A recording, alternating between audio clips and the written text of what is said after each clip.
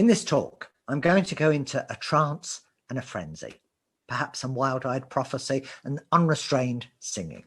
But you'll be pleased to hear it's not mine. It's rather that of Anna Trapnel, radical fifth monarchist in the dark days of the broken English Republic.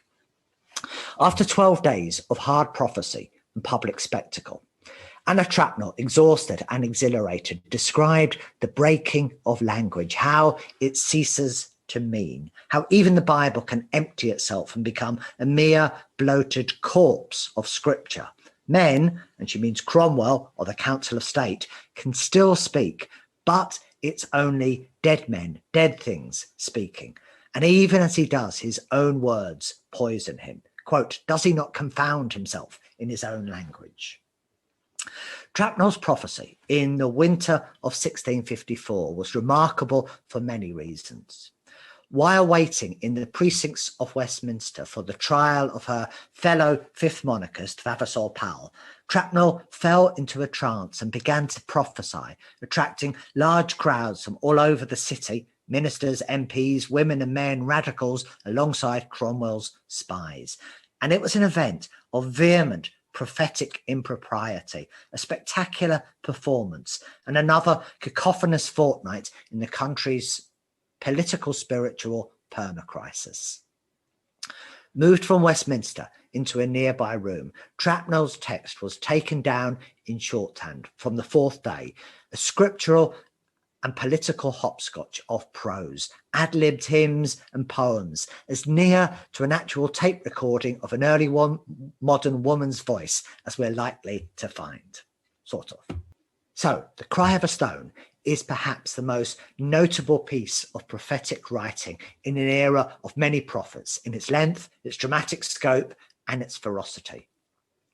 Speaking of her eschatological, meaning apocalyptic times, as themselves corrosive of meaning, Trapnel understood herself to be living in an era of political fracture and fragmentation, but also a more thoroughgoing crisis of language. Many are infected, she says. Their language is infected. It was sweet before, but now it is confused. It had an harmony, but now it hath no relish. Scripture, chopped and minced by the uncompromising Civil War prophet, needed to pulse dangerously close to incoherence. There was nothing to be clear about before it might become suddenly interpretable in a dazzle of political revelation. In this paper, then, I want to argue that prophetic language in the era wholly embraced and crafted its turbulent style, its shifts of register, as the proper necessary response to a world gone mad.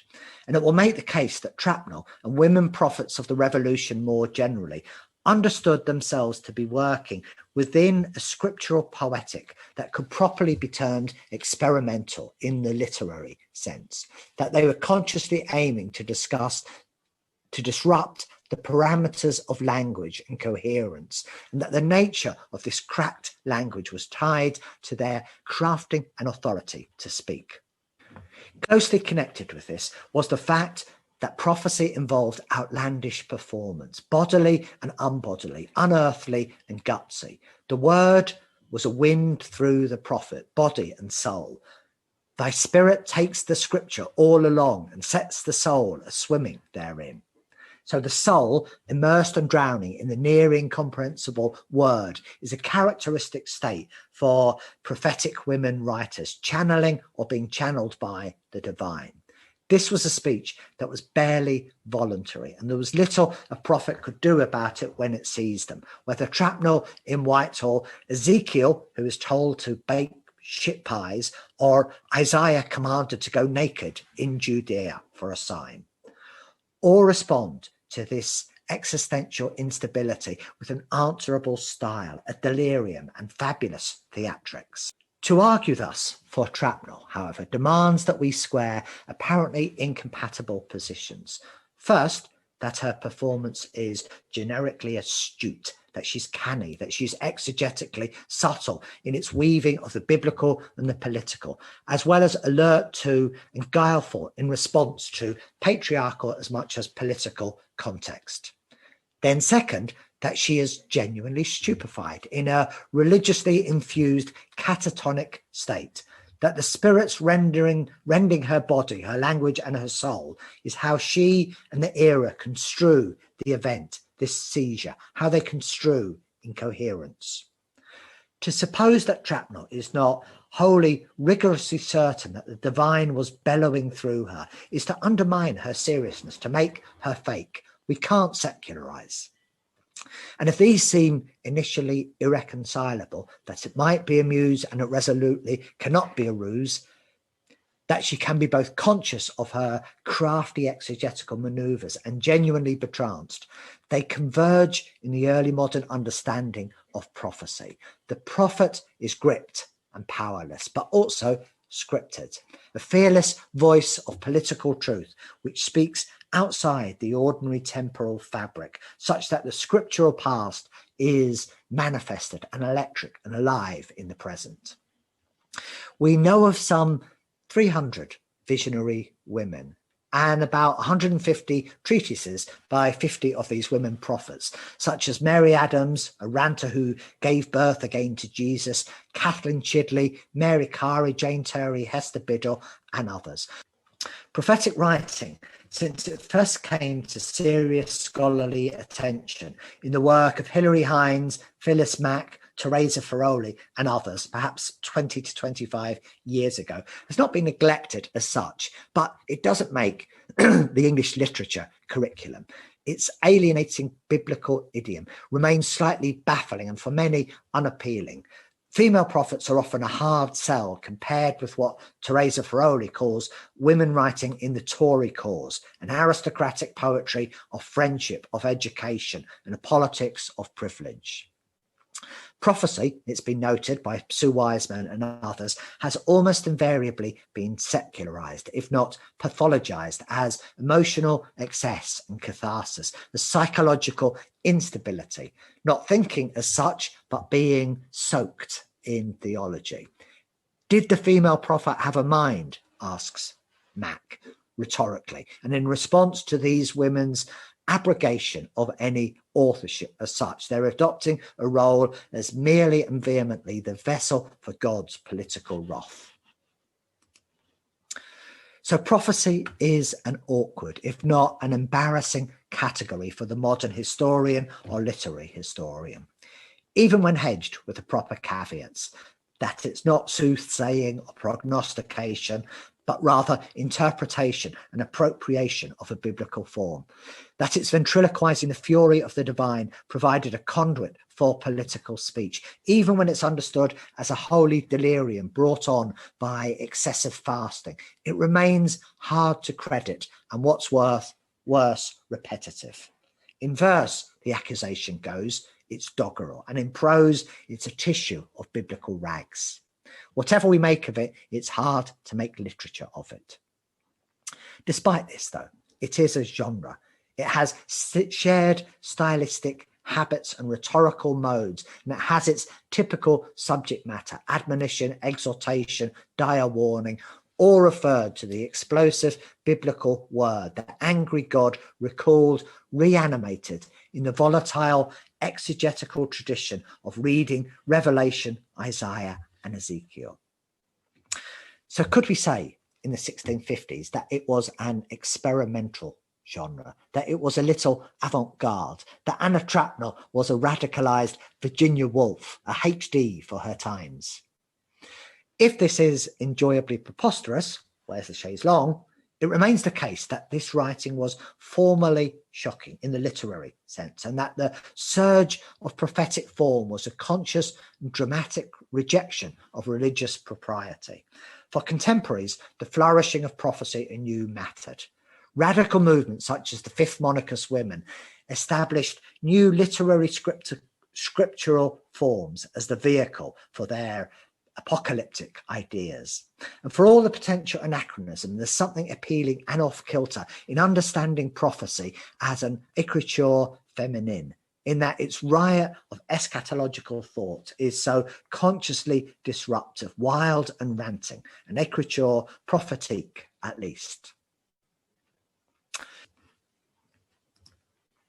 If then we can allow some design in her prophecy. Trapnel's has about her an aesthetics of incoherence. The Cry of a Stone is dazzlingly atonal. It's generically amorphous, breaking into hymns, threats, digressions, exhortations. It's breathtakingly rude, aggressive, and threatening. But above all, it revels in its wild state, its unpredictable sea changes.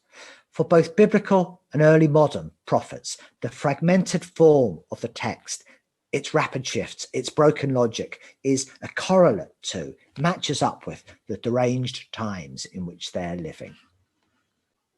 Trapnel rants. Trapnel's also keen to dissociate herself from the Ranters, one of the Civil War groups who terrorized the era with their demented poetic as well as demented political forms. And while there's little formal association between the fifth monarchists, Trapnel among them, and the Ranters themselves, they share a sense of manic omnipotence. They use a language that is at once purgative and sublime in its conscious irrationality, its production of a class consciousness within the eschatological. And I mention this digressing slightly because it points to something important. Trapnel's sense of the prophetic is not incidentally incoherent, but it is so at the level of structure and indeed at the level of the sentence. Sometimes it's true, a Renaissance sentence or a text more broadly is an intricate rhetorical structure, architectural in its balanced clauses and its curlicues, but at other times with no less design, it is a swarm of bees. And the desired effect of a sentence is one of calculated disorientation, all its parts akimbo, working according to a mysterious pattern. And in the era's most radical syntactical thinkers, whether a Thomas Nash, the prophets, or the Ranters, this polyphonic motion of thought has the fate of a sentence left precariously balanced between sense and nonsense. That this is by design rather than accident is evident insofar as a figure like Trapnel so often comments on the practice. This is a convulsion poetics in its pauselessness, its surge beyond the powers of the scribe to take down as the word torrents through her, and extempore verse throws into expository prose. It's a hodgepodge at the edge of coherence. This godly ventriloquism demands that the listener, the august audience cramming into her room, and the reader not only follows the logic, but accepts the disorientation, the illogic. The spirit veers drunkenly, and not only does the individual sentence swarm with its garble of scriptural quotations, but the form of the prophecy across its 11 days or so is likewise turbulent, reeling in its unbidden spasms of prophetic woe.